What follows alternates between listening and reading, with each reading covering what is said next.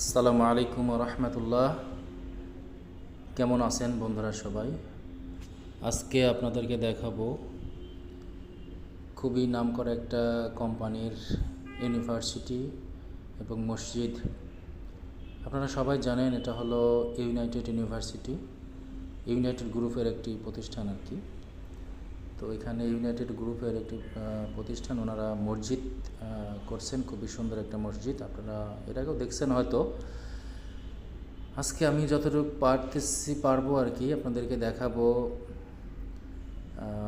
মসজিদটা কত সুন্দর, দৃষ্টিনন্দন, খুবই চমৎকার। এ পাশে হলো বসুন্ধরা আবাসিক, ঠিক তার অপোজিটে আর কি মসজিদটা। এটা গুলশান নতুন বাজার ভাটারা থেকে 100 ফিটের মাথায় যাইতে হাতের ডাইন সাইডে পড়ে, মাদানী এভিনিউ বলে এটাকে। বসুন্ধরা মাদানী গেটের ঠিক একটু সামনেই আর কি মসজিদটা।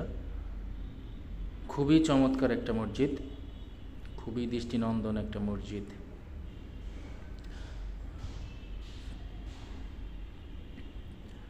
এখানে দূর দূরান্ত থেকে মানুষ জুমার নামাজ পড়তে আসেন। এখানে এমন অবস্থা হয় যে পার্কিংয়ের জায়গাও থাকে না, প্রচুর গাড়ি আসে এখানে।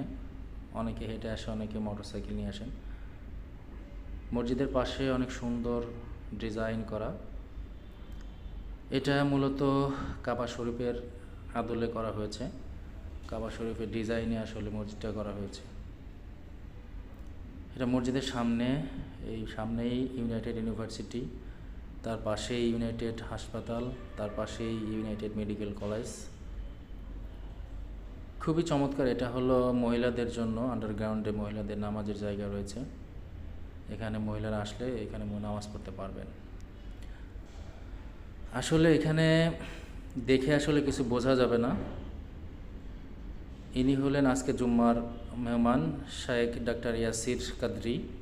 উনি আজকে জুম্মার বয়ান করবেন। মসজিদের ভেতরে আধুনিক ডিজাইনে করা হয়েছে, সব কিছুই আধুনিক। আপনারা যদি পারেন একদিন এসে নামাজ পড়েন। নামাজ পড়লে মনে হবে যে আমি বিদেশের কোনো মসজিদে আসলে নামাজ পড়তে এসেছি। এত সুন্দর মসজিদ আসলে খুবই কম দেখা যায়। এটা হলো একদম বাইরের সাইড।